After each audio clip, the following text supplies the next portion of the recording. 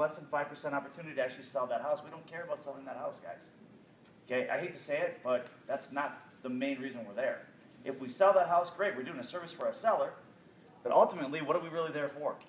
Let's just be honest, right? We're there because we're going to meet buyers. Or we're there for the food. I make cookies. See, we're there to eat our own cookies. Yeah. So anyway, what I want to talk to you guys about today is actually engaging in open houses and with the right mindset. 5% of people or less will buy the house that they walk into, but we're meeting buyers there. Well, what kind of buyers? What's our numbers look like? How are we attracting those buyers? That's number one.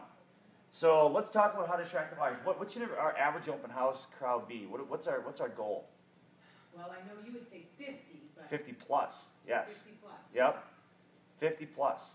Doesn't that depend on the price of the house, though? It can, but it really depends on a few things. The price can matter, the days on market can matter, but also the area. If I'm in a rural area with a dirt road and you don't see a house for 5 miles, probably not the best place to pick for an open house. Exactly, yep. So what we're looking at is 50 plus is what we really want. Now, what is the hidden value proposition behind having that many people? Isn't just about getting those buyers either. If Tom's in the neighborhood and Tom's thinking about selling, and he sees the Coldwell Banker sign down the road, he goes, you know what, they may have had an open house 2 weeks ago, and the Keller sign down the road. I've never seen one over there. And yet, all of a sudden, Jeff Gunther signs. He's got 75 signs leading people into the neighborhood. He's got an absolute circus going on. I was shut down by the cops once. That was the best. Had an open house. The cops came and shut down because we had more than 70 people come through that day. So the reality is Tom as a neighbor is going, I want Jeff to sell my house. He's got an absolute, circus going on over here. That's what I want.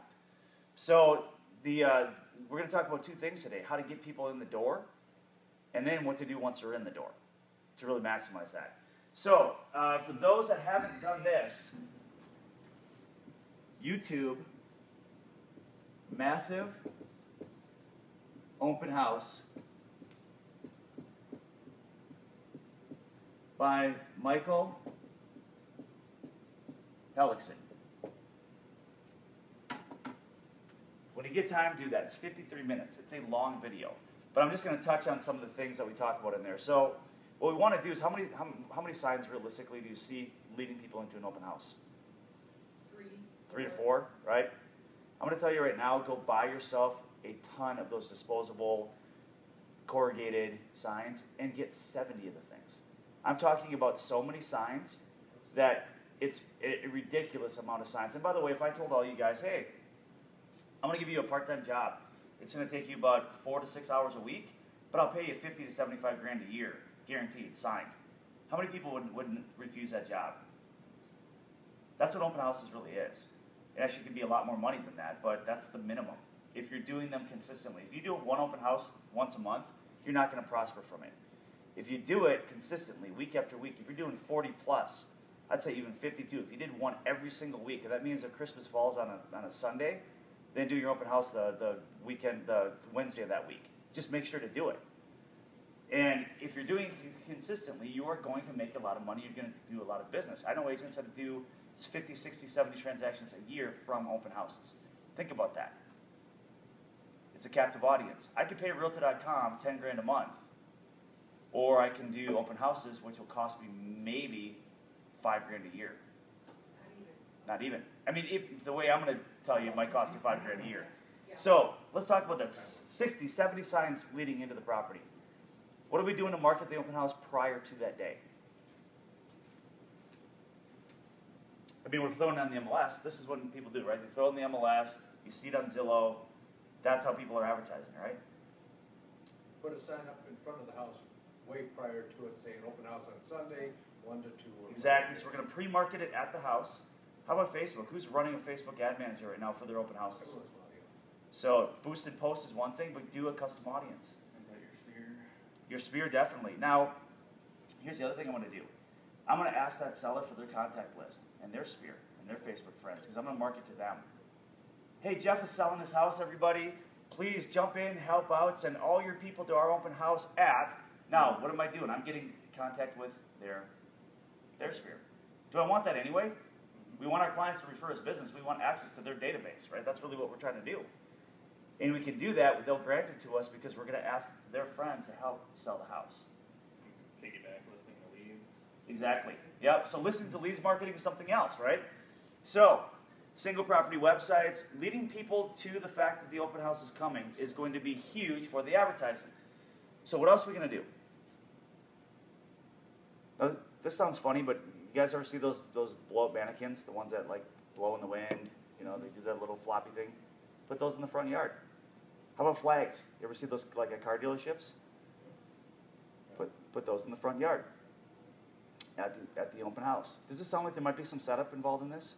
Mhm. Yeah, hire a young high school kid to do this, by the way. Set up all 6 of your signs and the flags and stuff, mannequins. Yeah, you don't want to be doing that yourself on Sunday morning.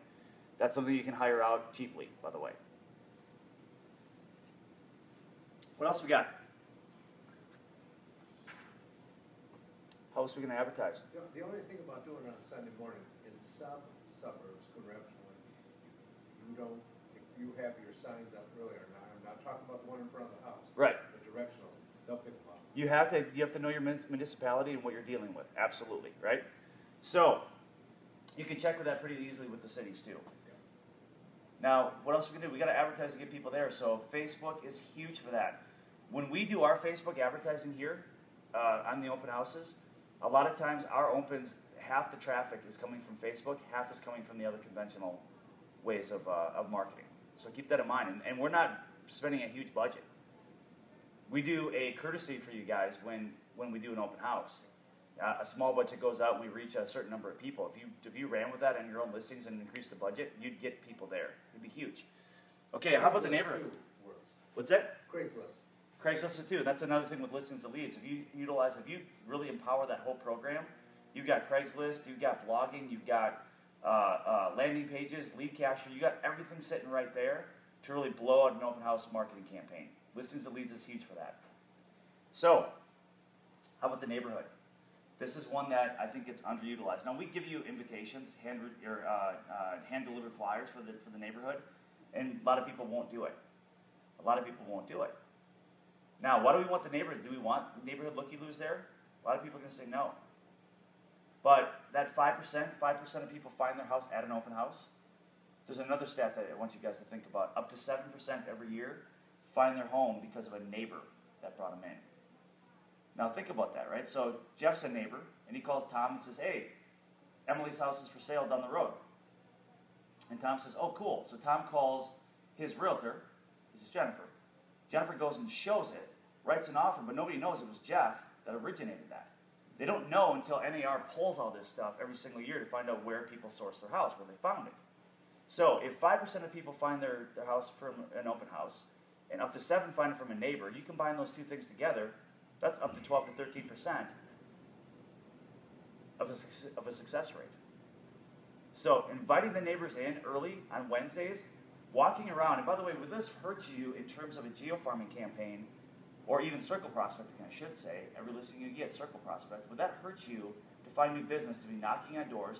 Hey Tom, I'm doing an open house down here at Jeff's house. Here's an invitation. Come early. In fact, I'm hosting it a half an hour or an hour early than the public, just for the neighbors. Come pick out your neighbor. Yeah. If you know anybody that's looking, this is a way to pick out your neighbors, right? And how many people do that? They call their coworker at the office, oh, there's a house for sale by me. That's what I mean. Neighbors sell houses. Okay? I rarely put a price on it. Never put price, because price is something to change. The fatal four, admit the fatal four. Price, square footage, bedrooms, bathrooms. Admit them from your advertising. Why do we admit them? So they ask, first of all, me about it. You want them to pick the phone up and call, right? Here's the other thing you want to do. The ProQuest system, the call capture, put that out there in terms of advertising your open house. People will call because they know the open house is coming, and there's a 1-800 number attached to that. Okay? So that's what you want to do. Now, I'm just recapping. When you watch a massive open house, it's going to cover that and a lot more. So right now, I'm just kind of recapping on what you'd see. I'm giving a quick commercial on why to watch that video. It's 53 minutes. It's long, but it'll change the way you think about open houses. Okay. So we want 50 plus people in our opens. We want the neighborhood invested. We want to be able to capture them, but how do we do that? They come in the door, but does that mean they're going to work with us? Probably not. No. So, what do you think the average open house technique is from 90% of every agent that that's sitting there doing an open? Nothing. Go look around and watching the game. Pretty much. Yep. Go look around. Let me know if you have questions. What do you guys think about that? What do you guys do? Part of my job is to give the seller some feedback about, what do you think of the house? Yep. So you're going to actually engage them and talk to them, right? Okay, so. That's why I cook cookies, is because they hang out in the kitchen Yep. and you just talk. That's it, you just talk. I thought you made Colorado brownies, if you know what I'm saying. No, That's that's what what I you Okay, I was going to say. Just check. Hey, man! Yeah, that's the same. Okay, Sign here. so here's What the about booze? here's a couple of things that are good tips. Meet them at the door. Okay, meet them at the door, shake their hand, introduce yourself. Now there's a NLP technique with this that you're kind of right in the beginning taking control of the situation by meeting them at the door and kind of giving them the guidelines for the open. They're going to see the please remove their shoe sign. Where do you want to walk them into first, by the way? Do you want to walk them? I want to send them up or down. Yeah. Why is that? So they wind up back with me, so they don't go up, they don't look at the kitchen, then go up and go And out the door. Yeah, we don't want them darting for the door wherever they come down the steps. Well, they do anyway with me, but that's not. Of course, yes. My biggest problem, though, and maybe you got a solution, is remembering their name. You know, hi, I'm Tom, you are. Here's how you remember it. I- Here's how you remember it. You start using their name, and this is part of the next part of the technique I was going to tell you. Start using their name in conversation. So you introduce yourself. Hey, I'm Mike with Realty Group. You are. Oh, you're Tom. Great. Hey, Tom, how you doing? Oh, and your wife. By the way, you're Tom's wife right now. Your wife is Jennifer. Great, Jennifer. So Tom, Jennifer, follow me into the kitchen or follow me upstairs. So I'm taking control of it. There's also an age-old argument. Do you leave them to look at the house by themselves, or do you give them the tour? I leave them. And I would say like this, the correct technique on this is read them. Some people are really good to be left alone. They're high D personalities. They don't want someone in their way. Other ones, 69% of the population are high S. They want to be led. And we talk about what high S really means, right? So when you go to the movies, I love this analogy because it's true. You go to the movies and there's two lines, or even a grocery store, you'll see a line of 3 people, and you'll see a line of 12 people. And then somebody will be like, oh, I'm just going to stand in the line of 12 people even though there's 3 over here because everybody else is here. That's what S's do. They follow. And the D's like, I'm jumping into the short line, right? I'm not going to sit here in the 12. So, Or is there a machine here that can just... exactly, yeah. How do I get around this, right? How do I take control? So most of the population, 69%, are high S. They want to be led through the house, but you have to be able to read that, okay? So I would say kind of a technique you want to get really good at is figuring out early on, and you can even ask them. You know, you can even do kind of a hybrid, and this is what always worked well for me. So there's a few things, Tom, about the house that the sellers asked me to point out. I'm going to point those things out real quick to you, and then I'll let you, decide if you want to just walk through, or if you want me to help you out. That's good. Yep. Because I'm a D, I'm saying, go look around, come back and see me. Yep. I'll be in the kitchen with Jennifer's cookies. And that's exactly it. So the few things might be the new roof, it might be whatever it is. I just want you to see these because they may not be obvious. The seller asked me to point these out. That's a good point. And then I will lead them. So then I'm still taking control, but then I give them the choice. Now, would you like to walk through alone, or do you want me to give you the tour to help point out more stuff? And that right there will kind of help you dictate what to do, right? Okay, so that being said, the tour's over.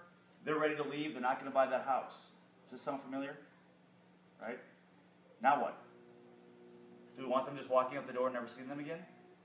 99% of the agents, let me help you with your search. Can I put you on a search?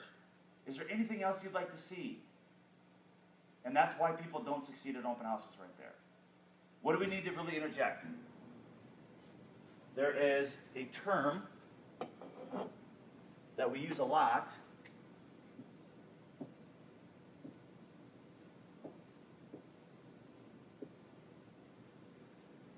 We need something of, I wrote it on the board. It's not hard. There we go. We need to be able to interject something of value. Okay? Can I set you up in a search? Is that something of value? I mean, but they can go on any Zillow or any site they want to look at houses. So what value do they perceive? We might perceive it because we know we're going to help them with the search and do better than Zillow, but what value do they perceive? Okay, they found the open house without you. So what can we do to give them something Well, of? the value is that the search comes to them. they don't have to spend their hours searching. I'll spend the hours searching. Do they care when they don't know you and they're trying to walk out the door, though? That's really the problem. That's really the thing. Now, you're going to offer it, because that's what people do. They're going to offer it, but what you're going to inherently get is, nah, no thanks. Unless, what you can do is you can have a conversation with them about what they've seen. You can show them things they haven't seen. You can show them how many have sold in that neighborhood prior in the last year. Can you interject something that they don't know? So let me put a different spin on that. So Jennifer, you're over here at XYZ Main Street. You looked around. You're not interested. Great. How many properties have you looked at? Is this your first today? First today. How long have you been looking? Well, you've been looking for a month. Great. What have you seen? Is this the area you're looking in, or are you looking at other stuff? Nope, this is the area. Awesome. Have you seen these three right here? Oh, yeah, no, I haven't seen those ones yet.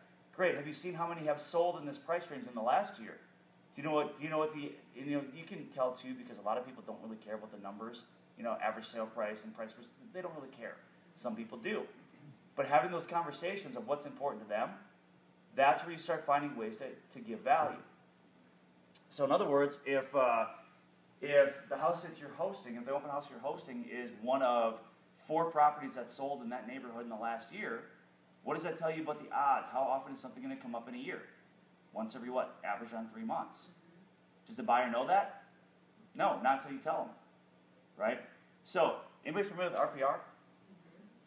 I would get really familiar with RPR, because that RPR report you can have sitting there at the open house, showing them information from the RPR report, including the heat map. I really like the heat map myself, because it'll show which pockets of the neighborhood is doing well, which ones are not doing well.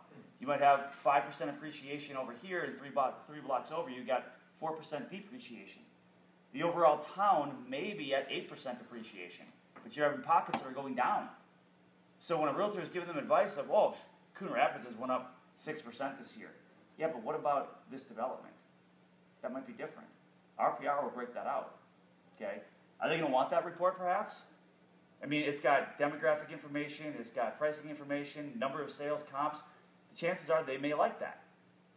Do we want to give it to them? No. What do we want to do? Give me your name and that, I'll make sure you get it out. This is my only copy. Yeah. I will send this to you. I have desk copy written. Yes, this is my only copy. I will send this to you right now. What's your email? If I get their email, what do I have? Contact. It's contact, right?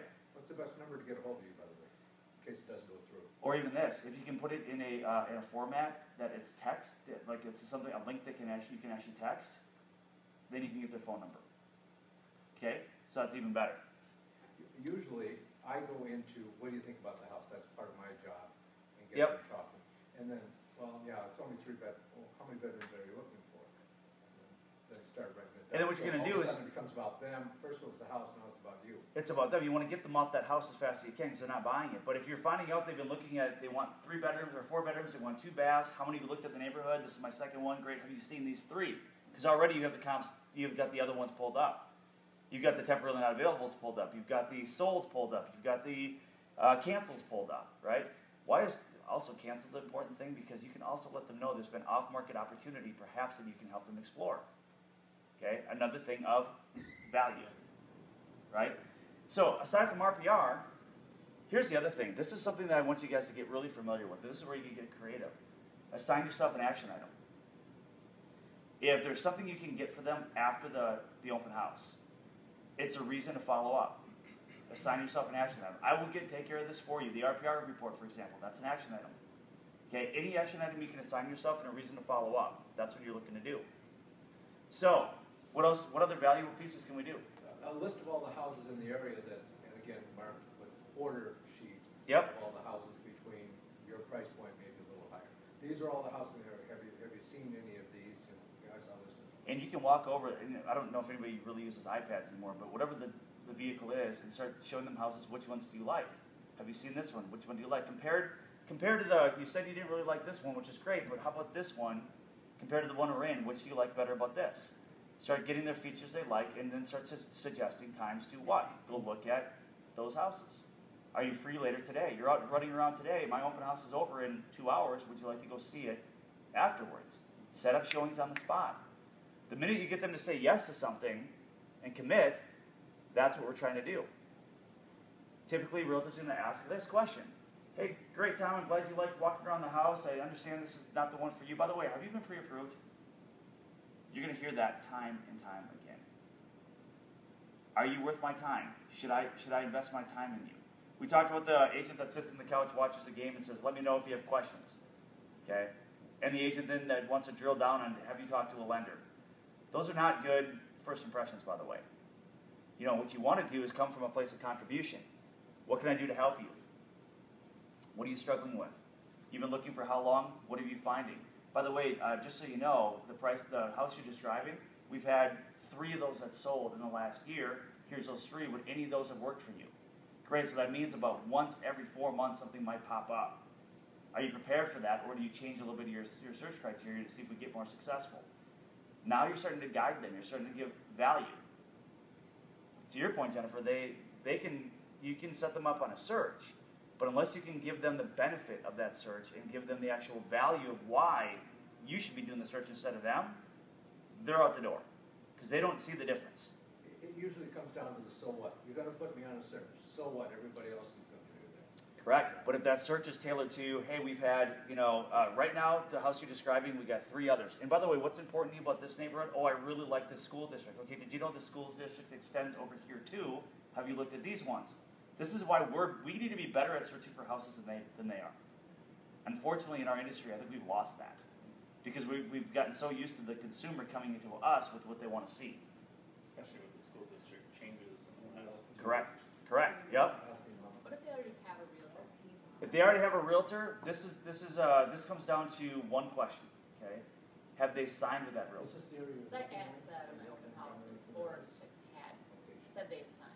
Yep. And if they've signed, there's nothing you can really do.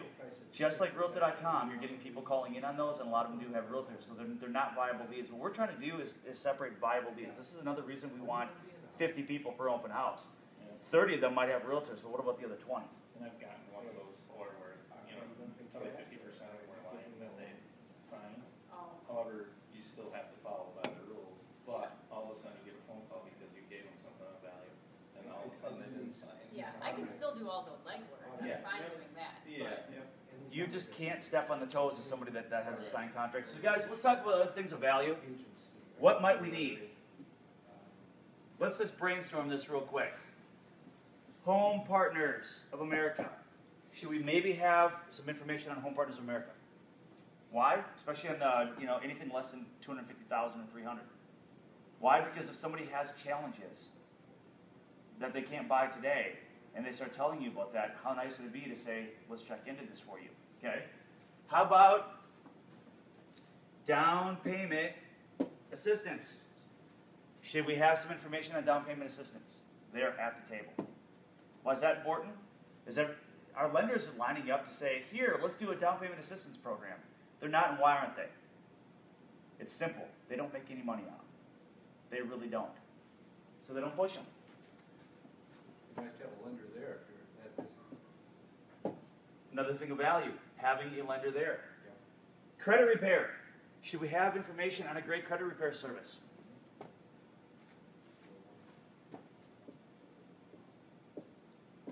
Should we have information on a 203K or other renovation loan product?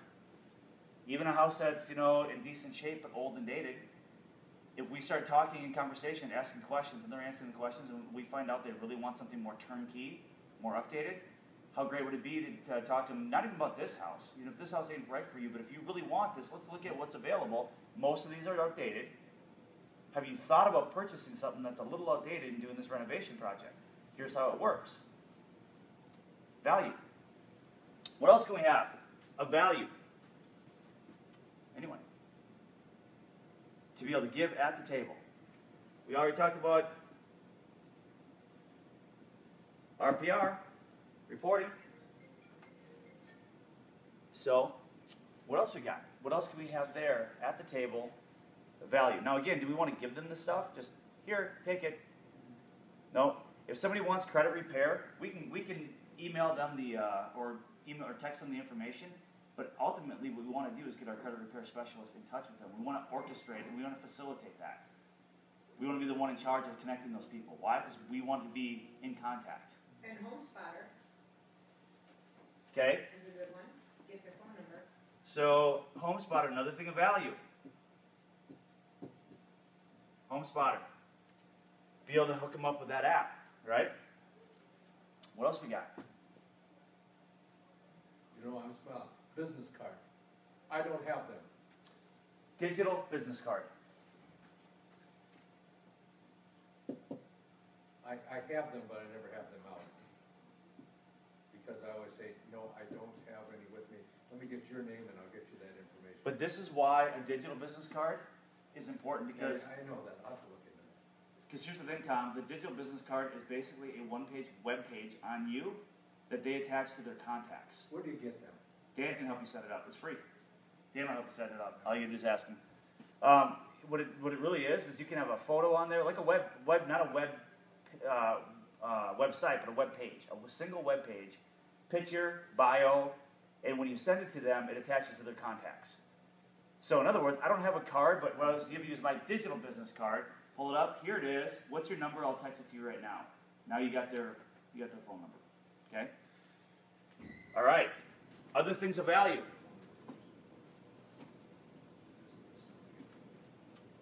Hold on. How about, especially on houses that are higher priced, staging company. Why is that a value to somebody in an open house? A lot of people that are buying properties over $300,000 have a house do what? Right. Okay. You're going to want to be able to have conversations and have solutions for people. How about decorator, interior decorator? Somebody walks in and they're going, you know, this house is outdated. I like it, but I'm just not liking. I'm not feeling it. But it comes down to the way it's laid out or the way it's decorated. It's great to be able to talk about. Here's a great solution for that. Are they going to call the decorator and use them? Not necessarily. But it shows that you have a solution for what they need. That's what you're trying to do. You're being a solution, a provider of solutions. That's really what you are. That's interesting. Fortunately, the house sold, but one of the biggest feedback I got on the house was that from the garage to the house, you had to go out. So I told my sellers, I said, I'm going to get a carpenter out there to give us an estimate. Right. Which would have been something to give out. But fortunately, it sold, so we didn't have to do that. Handyman. Yeah. Or an estimate for what, you know. But a handyman's another one, right? Because it's the same thing. How many people go, you meet and they're thinking about selling their house or they're thinking about buying this one and there's things they want done. I'll tell you what, I understand, you know, you're seeing a few things done. I've got a great handyman. He works at X amount of dollars per hour. I would be happy to connect you with him, whether it's this house or any other one in the neighborhood, because this is the general condition you're looking at. So the one I had didn't have a deck on it. Yep. And so people are saying, oh, it's $20,000 or whatever. No, it's not. Right. Here is an estimate from somebody that will build one. So, contractor. So contractor, right? Because what you want to be able to do is do that. Now, the idea, what you're trying to establish is every other realtor that they're meeting in an open house is sitting on the couch watching the game, pressing them for a pre-approval, trying to do that, for the lack of a better term, the used car salesman approach, you know, just being salesy, for lack of a better term. But here's you coming from a place of contribution and a place of value. That's how you start separating yourself. Are you going to find a lot of people with realtors? Yeah, you will. This is why we don't want 4 people walking into our open house. We want 40, because a lot of them are going to have realtors. The consistency is the key, guys, and this is what I'm telling you. If you do it every week, you're going to have some terrible open houses. Nobody's going to show up. You're going to have other ones that you're so swamped, but you can never guess which one's going to be which. That's why you got to do it every single week. Here's the beauty of it, too. On the ones nobody shows up, or not enough, you know what you get to do in that time that you're there for 4 hours? Sleep. Call your sphere. Probably not. No. Call your sphere. Yeah, you bring your work there, right? You bring your work there. You use it as office time. You will make money at open houses either by using it as office time or, you know, converting leads. It really is. And yet people don't put their heart into open houses. It's a captive audience of people buying homes. What else could you ever want? And they're making the approach on you. They're coming to your house, into your living room. What more could you want? Okay, so marketing pieces, another thing of value. How many people are working with any really high-end marketing companies in terms of what they put together for their listings? Anybody got a really great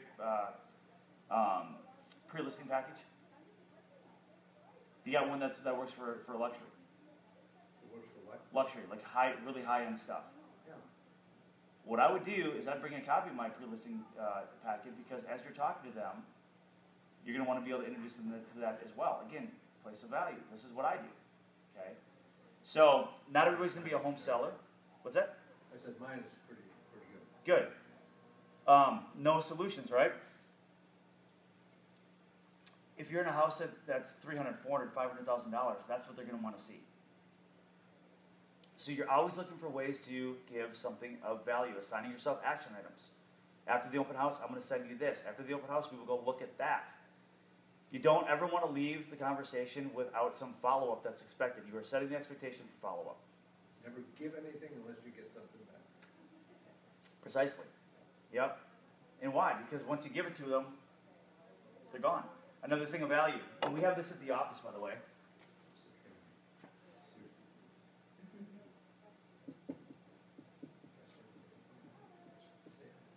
So, 12 mistakes buyers make. We have it right at the office, nice little marketing piece, right in the back office. You can show it to them, especially first-time home buyers. Again, know your audience. You should be aware of the 12 most common mistakes first-time home buyers make. Well, what's that? Well, I'll send it to you. Here you go. Now you assigned yourself that action item and a reason again to follow up. How about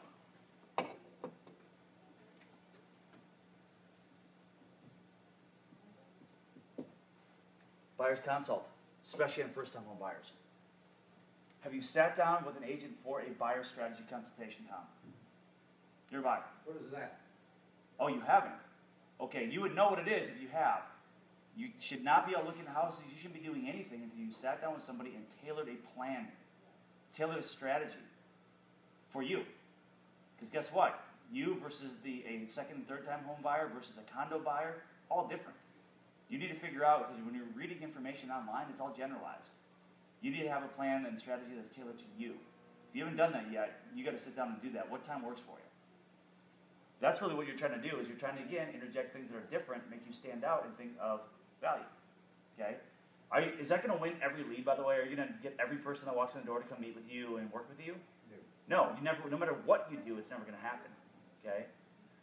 Coming from a place of contribution, and also your personality type. How many people are high D in the room? How many people are high I?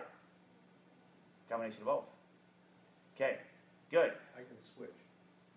I've heard that about you. Yeah. Well, room's up. So, yeah, I'm going to erase that. I set him up, you just knock him out. Yeah, there you go. We're going to edit that out of the live feed, by the way. So, anyway, the idea is if you are going to be high I would say open houses are really good for you in terms of relationship building. If you can build rapport.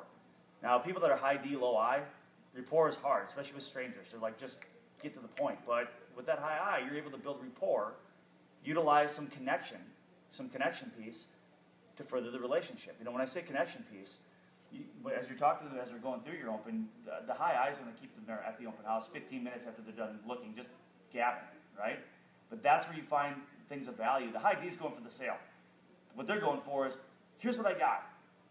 Do you want one of these pieces? What can I send you? They're going right for the point. The high I is talking, and they're listening, and they're interjecting. You know what? It sounds like you might be able to find use of this.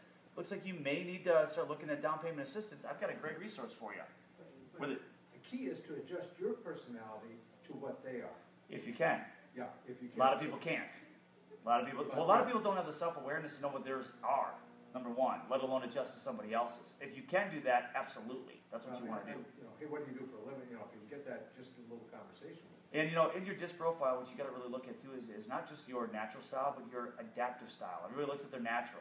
The adaptive is who you are in front of people that you don't know, when you have to be on your best behavior. Yep. Okay, so your adaptive style, you might be a high D naturally, but a moderate in front of people. So be conscious of that. Also, we're going to get into, not today, but we're going to get into soon some higher level DISC training on what questions to ask people to figure out where they are on the scale. You can't make them go sit down and take a test, right? But you can ask them questions that will lead you to believe, I think I'm dealing with a high S here, right? Mayor has the 4 questions. What would your friends say? Yes. How would they say this? How would they describe you? Yep. Now, saying that to somebody in an open house that way, right, so we got some tweaks on that we're going to be introducing. At the Yep. bar it works. but- Perhaps, yep. Yeah, so how would your friends describe you? Spend enough time with it. Shut up. It's about the music. That's right. It really is. So, anybody else, open house, best practices, things that work, valuable things that they've given out? What do you got? I used to have different sign-up sheets. You know, hey, if you're looking for fixer-uppers, this is my sheet of people with fixer-uppers. If Yep. you're looking for this, but I've switched that now, that I don't have them sign up. I start talking to them, and then all of a sudden say, "Okay, let me write this down," and then I do a fumble at the end. I forgot to get your name. Yeah. So, And phone, what's the best number, by the way? And do you have an email? Yeah. What's that? so let me say this. How about this for another value additive? You like open houses? Great. So, do you want the list of all the open houses in Coon Rapids, in White Bear Lake, in whatever cities? Every week I'll put you on the list because I have a repeating report that goes out every single week. That's one that I get a lot of people to sign up for. That's good. Yep. That's a great one. Yep. So, if they like renovation properties, would you like to be on the list of renovation properties? Yeah. Would you like to be on the list of non-MLS properties? Here's another big one, guys. They're doing open houses on what? Listed properties. How would you like, and what is it inventory super high or super low right now? Super low. Super low. So if you can offer them non-MLS property, would you like a list of all the non-MLS property every week that comes out? I keep tabs on that, and I've got a great compiled database of non-MLS property. Would you like that list? Is that value? Are people going to say no to that? Generally, people that are hungry for a house, they're going to say yes. Okay. And that'll tell you their motivation. Exactly. No, I don't really care. You're just something. Right. I always say, I don't believe anybody who's out looking, it's what you said to begin with. You know, it's Christmas. Who's out looking for a house? Well, Right. I think we just drive by, look at open houses, Vegas, got nothing else to do. And let me tell you too, there's two different categories of buyer. There's ready to buy, and then there's ready to learn. So if somebody says to you, no, I'm just out looking. Hey, that's great. Understand that, Tom. Is it fair to say that you're in the ready to learn but not ready to buy phase? Yeah, that's fair to say. Awesome. Here's what we do for you then, because now you're just in the education piece of this. Let me show you what we can do for you. Okay? So you don't want to make them feel pressure to buy if they're not ready to buy. You can identify that by, for example, the non-MLS list. Would you like more properties? If you're struggling to find one, I've got a list every week I kick out to all the people in my network of all the non-MLS properties. And where do we get that list, by the way? We compile it from Zillow, for sale by owner, make me moves. We compile it from even the office and some of the wholesale stuff.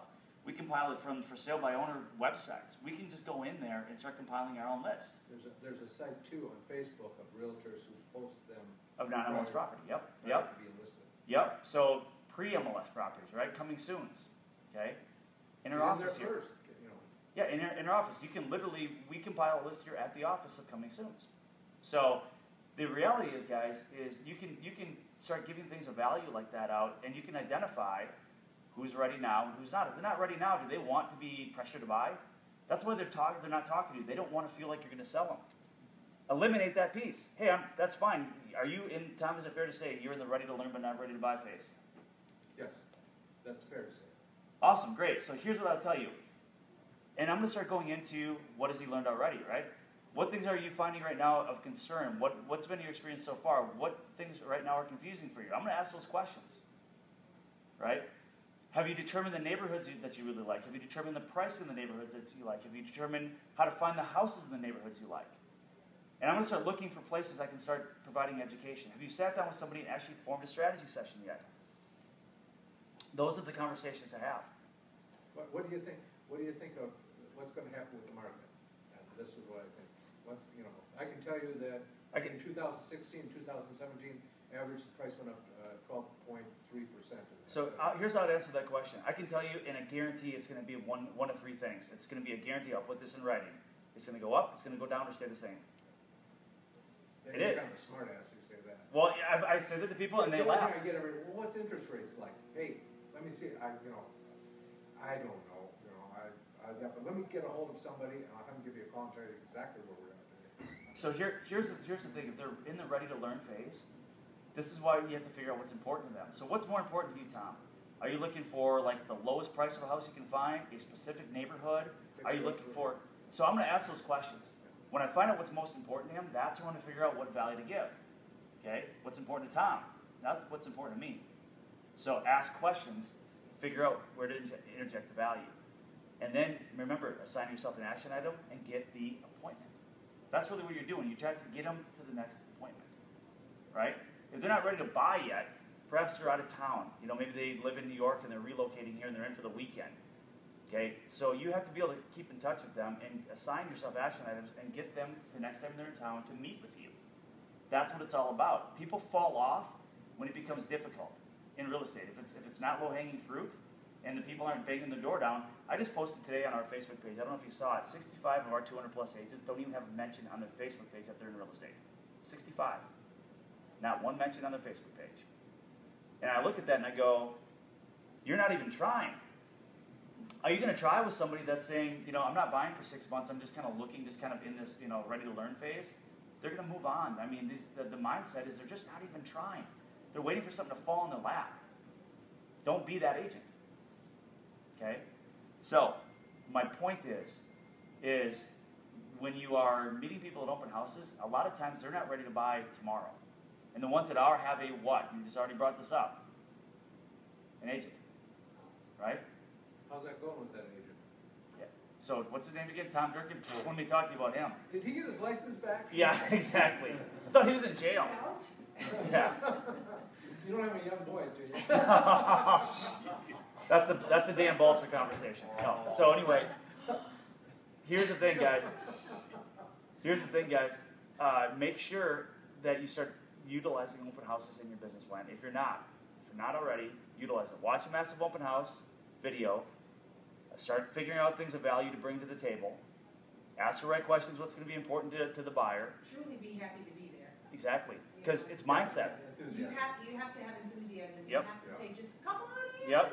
Everybody's welcome. Bring a friend. And back to the Simon Sinek. Where are we going here today? Exactly. Back to the Simon Sinek statement, right? If you go to the gym one time, are you going to get in shape? You go to the gym, you work out for 9 hours, you look in the mirror, what changed? Nothing. You do that over the course of 3 months, Really tired. and you go, I'm starting to see a difference. It's the same with open houses. You have to stay in a consistent pattern with enthusiasm and not expecting a result every single time with every single person. Every You do time that. you're there, it's a win. Yeah. Every time you're there, you're closer to getting that transaction. Yep. Okay? Yep. All right, that's what I had for you guys today. Anything to close up with? Let's do one. This is the first time I ever went to this one years ago. Let's do something on phone calling. That's where my weakness is, really, using the phone. For open houses or different No, topics? for calling people back, calling new leads, calling back. Gotcha. Okay. So Calling we're talking. buyers, calling. Give me a scenario. So are we talking about after we've already met them, when they've? Well, I'm talking about sellers right now. you know. Okay. So, but are we already talked? Fizbo. Okay. Have they contacted us, or are we reaching out to them? When I just saw it, it came up that it's a Fizbo. Gotcha. Okay. So what do we know about FISBOs right off the bat? Right. We know FISBOs off the bat. What percentage is eventually going to list? 72%. Right. They're going to list. Right. We know that. How many people are going to list with their first agent they talk to? That's a good percentage. Huge percentage. Like, right. 68% or something. Close to 70 plus now, right? How many people interview more than one agent? We're talking about maybe 20%, right? Okay. So here's the thing. How do we approach a FISBO? This comes down to a couple different things. It comes down to personality type again, because you could have a high D that's walking in and and this is what a true listing agent is going to do.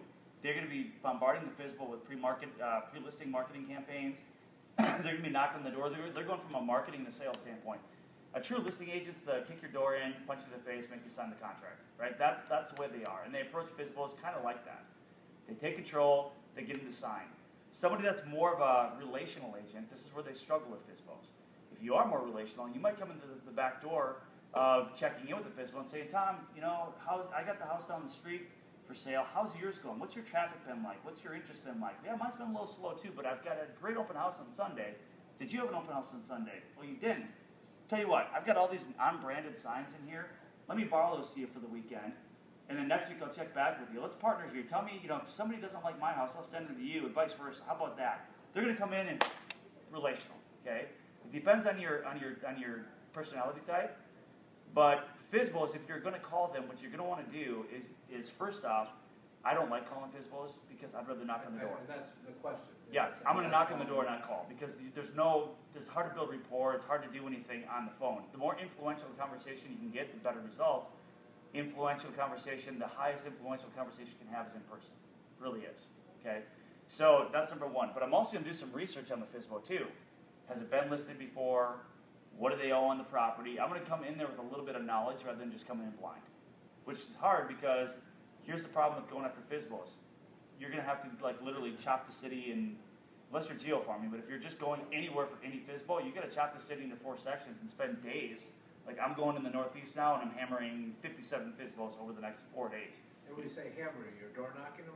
Oh yeah, but keep in mind there's a technique, and I think it still works today, but it's called the 626 technique. What I like about it is it's an actual platform to follow. So 6 FSBOs, 2 contacts a week for 6 weeks, 626. Because usually they're not going to list with you right away. It's going to be a few weeks after down the line when they list. Okay, so 626 is a platform to follow. It's really not as important on what you say. It's about just showing up. 80% of life is just showing up. That's really what it is. It's just being there. So it's not having the perfect thing to say. It's about having the consistency.